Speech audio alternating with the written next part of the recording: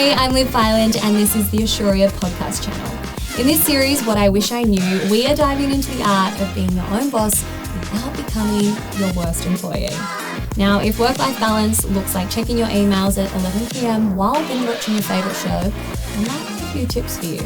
Let's jump into it. Jason, tell me about BrandQuest and a bit about what you do. Sure. BrandQuest, we started in 2007, and BrandQuest is about, I suppose what's really unique about BrandQuest is a branding company, but we build brands from the inside. And so it's a little bit unique because we think the most valuable, the most authentic, the most enduring brands, the best brands that you might think of, actually come from inside. It's the founders, it's the people who work there. That's where the essence of a brand comes from. And all we do is really get in touch with that person, that if you think of a brand as a person, we get in touch with them and try and understand why you should choose them and who they are as a person. And once we do that, then we can create brands that people in organisations, whether they're small or big, can align around because that's them. And so that's what we've done. As someone who is starting a new business, what would be a few of those strategies, like to really let that person and that branding shine through? It's an interesting question, right? When you start a business, you think that there's all these things to do, but the most important thing is actually the brand of the business. And one of the things that we find is that when you start a business by yourself, it really is your experience and your history and how you've got to your voice, where you've got to. What becomes really interesting is when you start to bring somebody else in.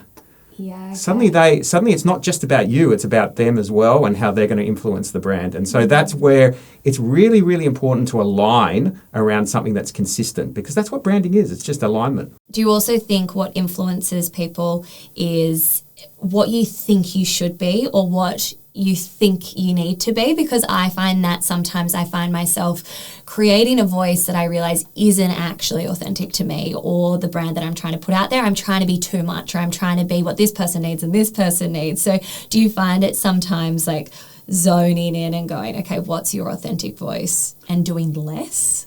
100%, because the best brands are going to be the ones that are the most authentic. And it's not about what other people think. Like at the end of the day, if you start trying to pander to what everybody wants, you're actually going to take away from who you are. And so the more that you're about who you are, the more that you're like that, the better you can have brand. But I'll just say one thing is, there's a question that we think is really important, is why you? And it's not why you started a business, but why should someone buy from you? And that's where you have to understand your customer and understand why they should buy from you. And that's where you can bring out that really authentic brand. I think both of those questions, it's why are you doing it?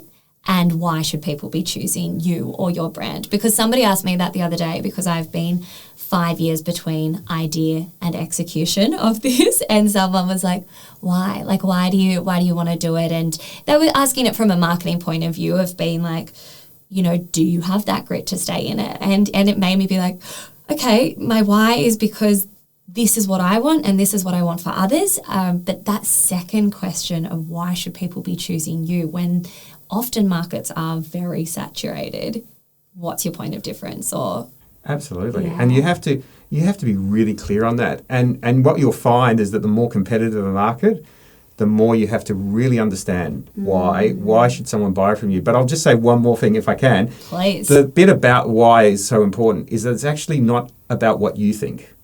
So remember, a lot of you, when you build a business, and one of the big learnings that you see is that you look at the world through your eyes. You've had, in your case, 5 years of building this. You see the world. Very attached to the product. Absolutely. And you assume that everybody has been through your experiences, but that's not the case. What they see is just, they just see a product or they see a service at the end. And so what you're trying to do is you've got to put on their glasses, or you've got to look from their eyes, and you've got to ask, why would they be interested? Given that they're bombarded by so many messages these days, you really have to get that, to really understand it and get that cut through. Now, I want to know more about you. And it's interesting because we're talking about you helping brands, but you are a brand yourself. Yeah, sure. So where did your idea come from to start your own business, BrandQuest? And talk me through that timeline of, I've got the idea, I'm executing it, and now I feel like we're starting to have some success. Put the questions on me. I think BrandQuest, I mean, it was really interesting. I got back to Australia. I was lucky enough to study overseas in the US, and I did my MBA there. But I got back to Australia, and I couldn't find a job. Right. I had global experience, and I remember applying for a job and at Telstra, and they just said, "Well, what's your experience?" And I said, "Well, I helped do some sort of market entry into the Chicago market." And they go, "But what's your experience?" And they were looking for Australian experience, and I didn't have it. And I was lucky enough at the same time that I thought, well, maybe there's something in that. There's something saying maybe I should try and do something myself. And one of the things that I found was that there were lots of people talking about marketing, but they thought marketing was advertising. If it was TV, it wasn't marketing. And I thought maybe what we could do is build a process so that small businesses could understand what marketing is about, that they could go for a process that we could teach them, and then they could actually understand strategy, which is the thinking. And you need to get the thinking right before the execution. It's always about getting that thinking right. So we actually, I suppose I was lucky enough to bump into my business partner, and he came from an advertising background, and he kept on saying to me his biggest concern was, he knew more about a brand than the marketing director knew about the brand. And so we said, well, let's put our hats together. I came from a more strategy background. He came from this advertising background. We got together and we actually built a process. And then talking about timing, I said to him, well, we can do this in an afternoon.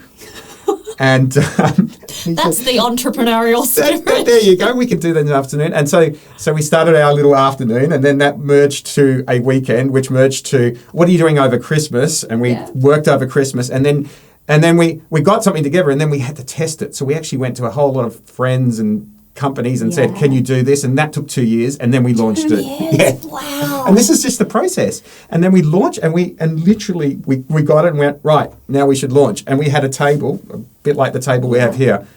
No clients, no thing. And that's where we started from.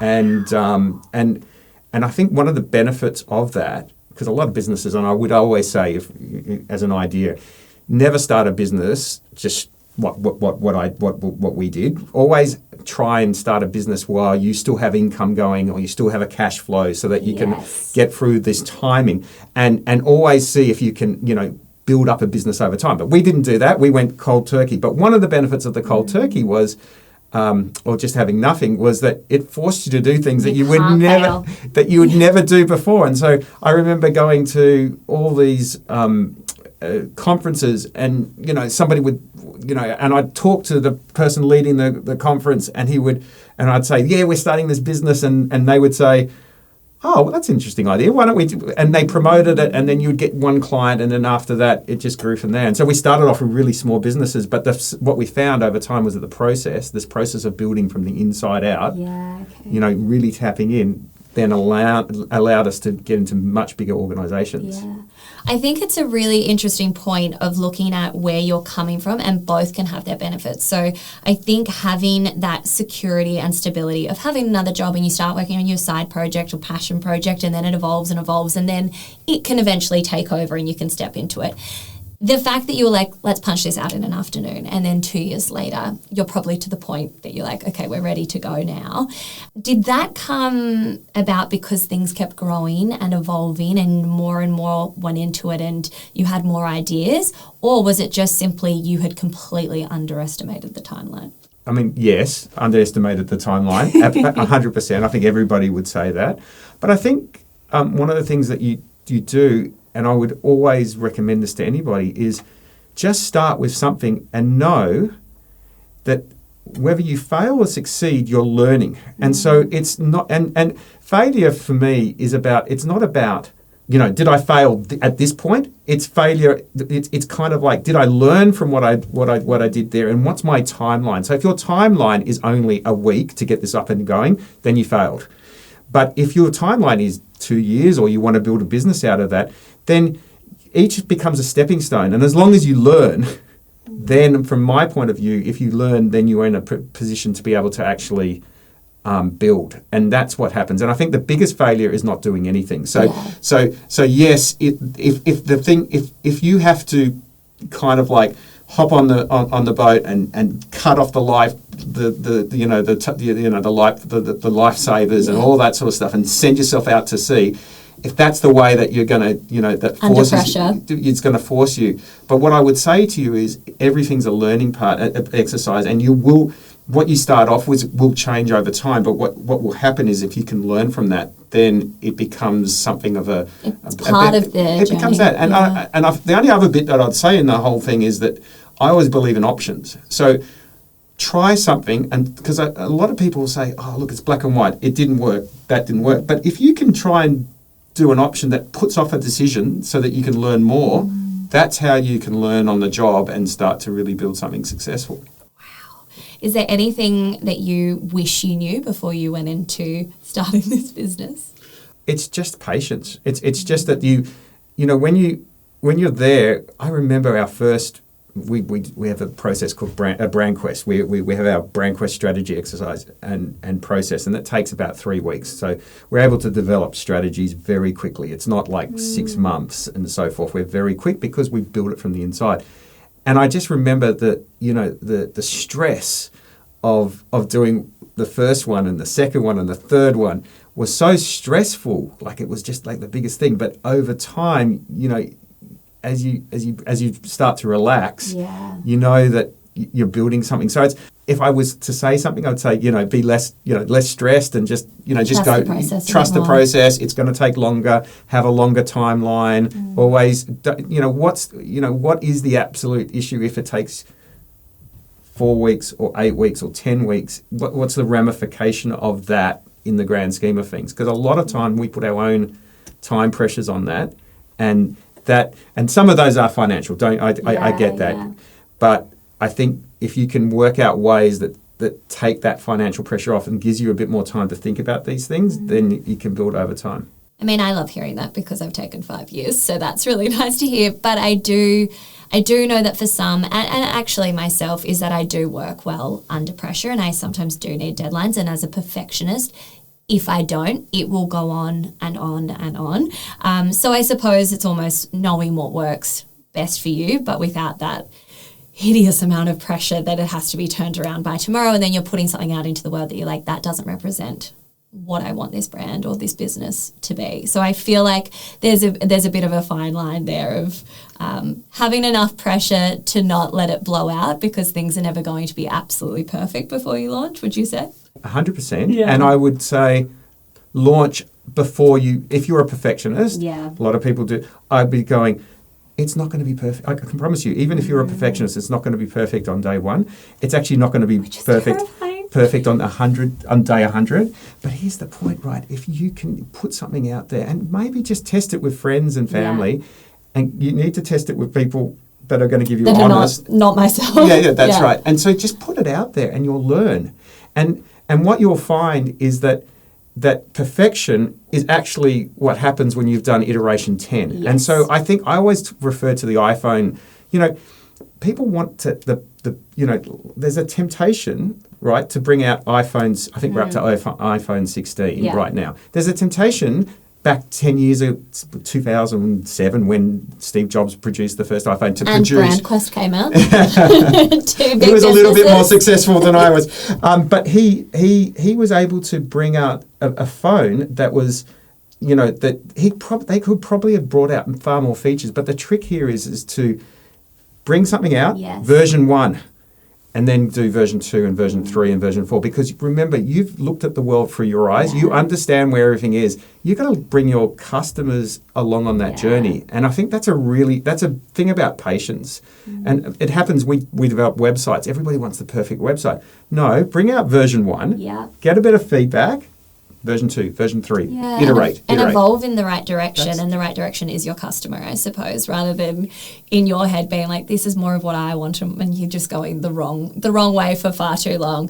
I absolutely love that. In terms of, you've touched on a few times failure as redirection, and if you learn from it, it's never really classified as failure. Right. Have you had any moments along the way that you really feel like failure has been for the best? I would have said to you that when we started the business, Like before I started the business, the failure was I couldn't get a job, a normal job. That was a big turning point to say, hey, no, I've got to go in and do it myself. I think in BrandQuest we've had. I mean, I think when you're in a services business, you have knockbacks all the time. You spend a lot of time and I think one of the things that we find, one of the biggest things is that.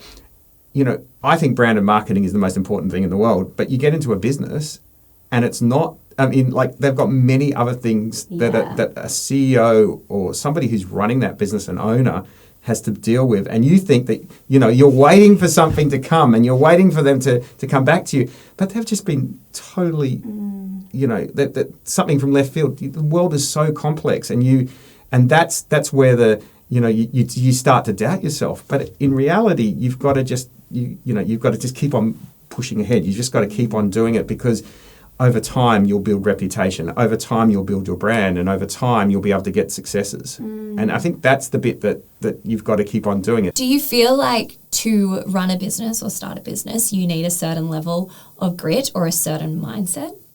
I think you've got to be prepared to work in grey. Okay.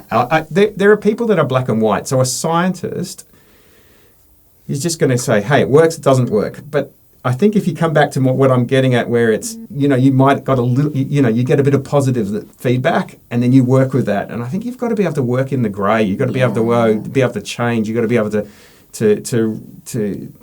go listen to somebody and hear exactly what they are saying and then be able to kind of give it to what they, be able to redirect. Yeah. And I find that the grey is something that's really, really important for a small business. That it's not going to be perfect, right? It's not going to be exactly what you think it is, but that's okay because it's probably going to be better if you learn from it. I think that basically sums up what starting a business is, playing in the grey.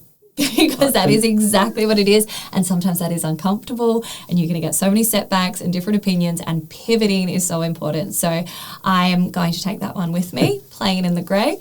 Thank you so much for the chat. No, absolutely. Thank you. Thanks, Stacey.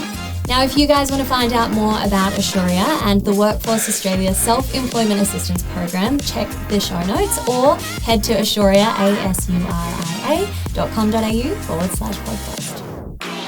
This podcast was recorded on Gadigal land. We acknowledge the First Peoples of Australia and pay respect to elders past and present. We honour their ongoing connection to land, waters, culture and community, and extend that respect to any First Nations peoples listening today.